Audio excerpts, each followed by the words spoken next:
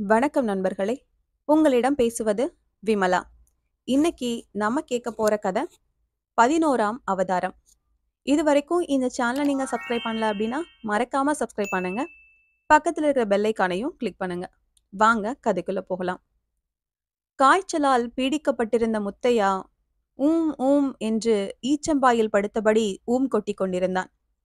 அடுத்த வீட்டுக்காரியிடமிருந்து அப்பொழுதுதான் வாங்கி வந்த அரைப்படி நெல்லை உரலில் போட்டு கும் கும் என்று குத்திக் கொண்டிருந்தாள் அவன் மனைவி மாரியாயி.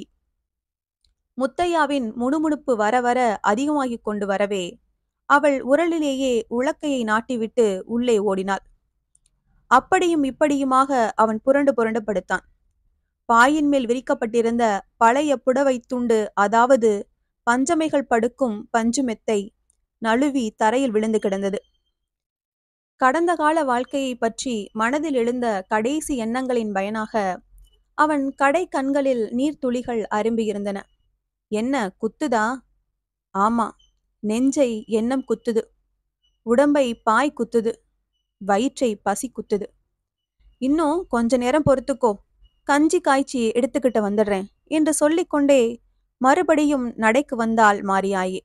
என்னமோ அதுவரை என் உயிரும் பொறுத்துக்கிட்டு இருந்தால் சரி என்று குப்புறப்படுத்தான் முத்தையா. சிறிது நேரத்திற்கெல்லாம் முத்தையனுக்கு எதிரே கஞ்சி களையம் காட்சியளித்தது.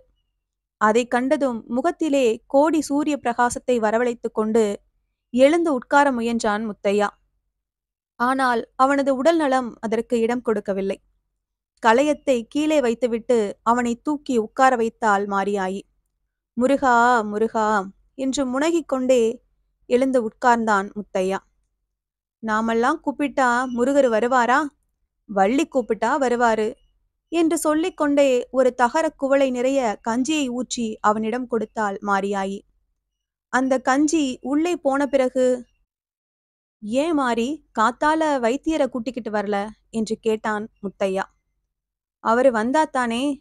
வர முடியாது போ என்று சொல்லிவிட்டாரு. அப்புறம் கையில இருந்த 4 காசை எடுத்து உண்டியல்ல போட்டேன். உன் புருஷ உடம்புக்கு என்னன்னு கேட்டாரு. சுரம்னு சொன்னேன். 4 பொட்டணம் மருந்த மடித்து கொடுத்து, இதை தினம் 2 வேளை தேனில கொடு, ஆகாரம் பார்லி கஞ்சி மட்டும்தான் கொடுக்கணும்னு சொன்னாரு.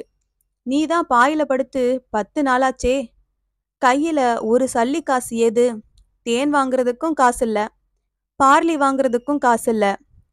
அதாலேதான் உனக்கு இன்னைக்கு மருந்து கொடுக்கல என்றாள் மாரியாயி. அப்படின்னா நீ என்ன பண்ண போற மாரியாயி? என்னத்த பண்றது? இந்த கஞ்சி களையத்தையும் தகர குவளையையும் நான் உன் தலைமாட்டிலேயே வைத்து விட்டு போறேன். பசிக்கிற போதெல்லாம் கொஞ்சம் கொஞ்சமா ஊத்தி குடிச்சுக்கோ. நான் காட்டுக்கு போய் ஒரு சும கட்டையாச்சும் வெட்டி பட்டணத்து பக்கமா போய் வித்துப்பிட்டு வாரேன். வரும்போது தேனும் பார்லியும் வாங்கிக்கிட்டு வாரேன். அப்படி செஞ்சாதான் அடுத்த வீட்டுக்காரி கிட்ட வாங்கின அரைப்படி நெல்லையும் நாளைக்கு திருப்பி கொடுக்க முடியும். அவ வாயிலிருந்தும் தப்பித்து கொள்ள முடியும். சும்மா வீட்டிலே உட்காந்துக்கிட்டு ஒன்ன நானும் என்ன நீயும் பார்த்துக்கிட்டு இருந்தா உன் உடம்பு தேறுகிற வழிதான் எப்படி? மாரியாயி, நீ சாதாரண மாரியாயி இல்ல, இந்த மகமாயி மாரியாயி தான். இல்லாட்டி போனா இந்த ஒண்ணுமில்லாத பயலுக்கு இப்படியெல்லாம் கஷ்டப்படுவியா? சீமையில இந்த வெள்ளக்கார பயலுக இருக்காங்களாமே, அவனுங்க பொண்டாட்டி மாருக என்கிறதுக்கு ஆம் என்கிறதுக்கெல்லாம் கட்டிக்கிட்ட புருஷனை விட்டுட்டு வேற எவனாச்சையும் கூட்டிக்கிட்டு ஓடி போயிடுவாளுகளாம். ராசாங்க கூட அதுதான் நியாயம்னு சட்டம் செஞ்சு வச்சிருக்குதான். போன மாசம் நம்ம ஊருக்கு வந்துருச்சே ஒரு பட்டணத்து பிள்ளை, அது சொல்லுச்சு, அந்த வெள்ளைக்காரிங்க என்னதான் படிச்சு கிழிச்சவங்களா இருந்தாலும் உனக்கு ஈடாவ முடியுமா? என்னவோ போ, கடவுள் விட்ட வழி. போய் பார்த்துக்கிட்டு பொழுதோட வந்துடு என்று மிக்க வேதனையுடன் சொல்லிக்கொண்டே மீண்டும் படுத்து விட்டான் முத்தையா.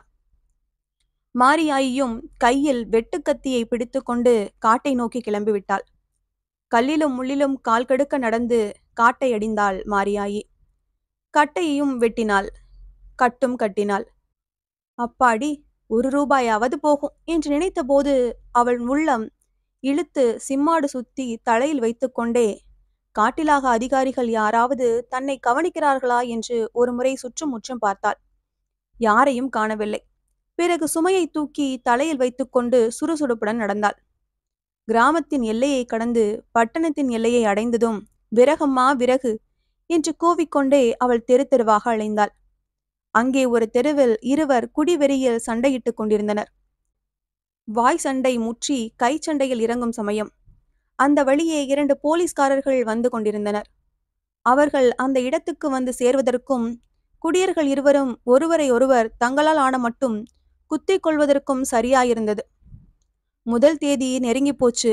என்னடா நீ இன்னும் ஒரு கேஸும் பிடிச்சுக்கிட்டு வரலேன்னு இன்ஸ்பெக்டர் ஐயா கேட்கிறாரு. இவன்களையாச்சும் இன்னைக்கு பிடிச்சுக்கிட்டு போவாமா என்றான் 101. அடே, அவனுங்க கிட்ட யாருடா போவான்?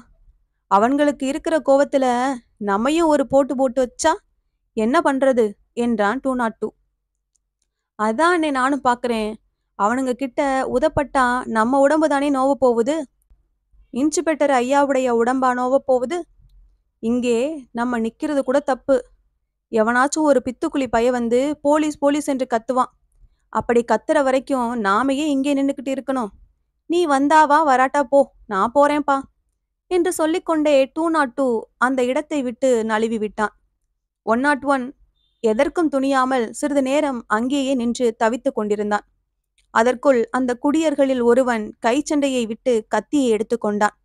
அவ்வளவுதான். கல்லை கண்ட நாயைப் போல 101 இருந்த இடம் தெரியவில்லை. அடுத்த நிமிஷம் அவன் அந்த தெருக்கோடியில் திரும்பிக் கொண்டிருந்தான். மாரியாகி அந்த சூரப்புலியின் கண்ணில் பட்டாள். ஏய் என்று அவளை அதிகாரத்துடன் அதட்டி அழைத்தான் 101. நேரமாச்சுங்க, சும்மா பேரம் பண்ணி பொழுத ஒட்டாதீங்க, ஒரே விலை, 1 ரூபா தானுங்க என்றாள் அப்பாவி மாரியாயி. 101 இடி இடி என்று சிரித்தான். ஏமா, என்ன கட்ட வாங்க வந்தவன் நான் நினைச்சுக்கிட்ட என்று தன் மீசையை முறுக்கி விட்டு கொண்டே அவன் மீண்டும் சிரிக்க ஆரம்பித்தான். மாரியாயிக்கு ஒன்றும் புரியவில்லை. அவள் தன் முகத்தில் அசடு வழிய, இங்க கட்ட வாங்க வரலையா? அப்படின்னா நான் போயிட்டு வரேனுங்க என்று சொல்லிவிட்டு திரும்பினாள். மீசைக்காரனுக்கு கோபம் வந்துவிட்டது. ஏய், கட்டையை இறக்கு கீழே என்று கட்டளையிட்டான். ஏன் சாமி? ஐய, ஏன் ஜாமி? கேள்விய பர்றா கேள்விய என்று கிண்டல் செய்து கொண்டே, இறக்குமே கீழ, இப்போ பட்டணத்துல கட்டைய ரேசன் செய்திருக்காங்கன்னு உனக்கு தெரியாதா என்று அதட்டினான் 101. என்ன சாமி, என்ன செய்திருக்காங்க? ஏசன்னா? அப்படின்னா என்ன சாமி? உன் தலையை செஞ்சிருக்காங்க, இறக்கு கீழ என்றான் 101 வெறுப்புடன். இப்பொழுது மாரியாய்க்கு ஒன்றுமே புரியவில்லை. ஆனாலும் பயந்து கொண்டு தலையிலிருந்த சுமையை இறக்கி கீழே வைத்து விட்டாள். சரி, நீ இங்கேயே கொஞ்ச நேரம் நின்னுக்கிட்டு இரு. என் டியூட்டி முடிஞ்சதும் உன்னை போலீஸ் ஸ்டேஷனுக்கு கூட்டிக்கிட்டு போறேன். நான் வீட்டுக்கு போகணும் சாமி. அவரு காயலா படுத்துக்கிட்டு இருக்காரே. எவரு காயலா படுத்துக்கிட்டு இருக்கா? சி, சும்மாரு என்று அவள் தலையில் தட்டினான் 101. மாரியாயி அதற்கு மேல் ஒன்றும் பேசவில்லை. கலகல கண்ணீரை தரையில் கொட்டிக்கொண்டு பேசாமல் உட்கார்ந்து விட்டாள். சிறிது நேரத்திற்கெல்லாம் 101க்கு டியூட்டி முடிந்து விட்டது. அவன் மாரியாயியை கூட்டிக் கொண்டு போலீஸ் ஸ்டேஷனுக்கு சென்றான். மறுநாள் நீதிமன்றத்தில் நிறுத்தி வைக்கப்பட்டாள் மாரியாயி. தீர்ப்பு என்ன? அவள் செய்த மகத்தான குற்றத்திற்கு 2 வாச சிறைவாசம். வேணும்னா கட்டையை மட்டும் எடுத்துக்கிட்டு என்னை விட்டு விடுங்களேன் சாமி. காயலா படுத்து கிடக்கும் என் புருஷனுக்கு என்னை விட்டா வேற கதி இல்லையே என்று கதறி பார்த்தாள் மாரியாயி. சட்டம் அப்படி சொல்லவில்லையோ என்னவோ. சைலன்ஸ் என்று இறைந்து அங்கே நிலவியிருந்த நிசப்தத்தை கலைத்தான் கோர்ட் சேவகன். காட்டில் ஒரு யானை நோய்வாய்ப்பட்டு இரை தேடி தின்பதற்கு சக்தியற்று போனால் மற்ற யானைகள் அதற்கு இறங்கி இரை தேடி கொண்டு வந்து கொடுத்து அதை காப்பாற்றுமாம். அம்மாதிரியான கெட்ட வழக்கம் ஒன்றும் மனித வர்க்கத்தினிடம் கிடையாதல்லவா? ஆகவே தன் குடிசையில் நாதியற்று கிடந்த முத்தையனை அந்த ஊரார் யாரும் கவனிக்கவில்லை. தன் மனைவி மாரியாயி ஒரு சுமை விறகை கொண்டு போய் இந்தியாவின் பாதுகாப்புக்கு பங்கம் விளைவித்ததற்காக 2 வார சிறைவாசம் கிடைக்கப்பெற்றாள் என்பதும் அன்று மாலை வரை அவனுக்கு தெரியவில்லை. இந்நிலையில் அவன் அடிக்கடி மாறி மாறி என்று அரற்றுவதும் கஞ்சி களையத்தை கொஞ்சம் கொஞ்சமாக காலி செய்வதுமாக பொழுதை கழித்து வந்தான். சிறிது நேரத்திற்கெல்லாம் அந்த குடிசை முழுவதும் இருள் கவிழ்ந்தது. விளக்கையாவது பொறித்து வைக்கலாம் என்ற நோக்கத்துடன் அவன் அடுப்பங்கரையை நோக்கி நகர்ந்தான். இந்த சமயத்தில் அந்த கிராமத்தை சேர்ந்த ஒருத்தி பரபரப்புடன் உள்ளே ஓடி வந்து, முத்தையன் அண்ணே, உன் பெஞ்சாதியை பட்டணத்திலே ஒரு போலீஸ்கார ஐயன் பிடிச்சுக்கிட்டான் என்று இறைந்தாள்.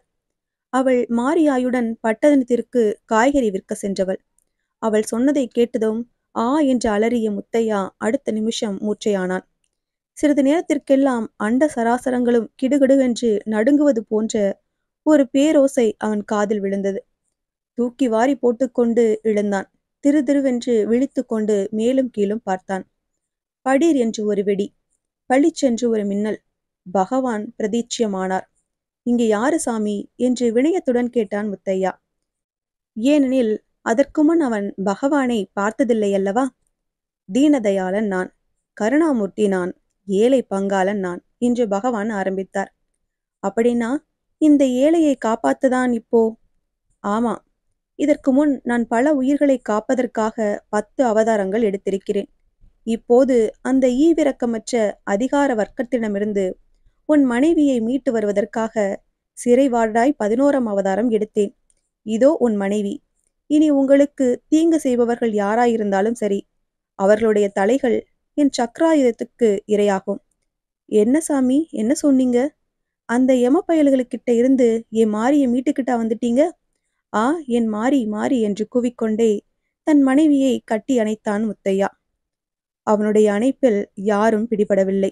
வெறித்து பார்த்தான் முத்தையா. எல்லாம் வெறும் கனவு. இந்த கதை உங்களுக்கு பிடிச்சிருந்ததுன்னா லைக் பண்ணுங்க, ஷேர் பண்ணுங்க, சேனலை மறக்காம சப்ஸ்கிரைப் பண்ணுங்க. அடுத்த கதையில சந்திக்கலாம்.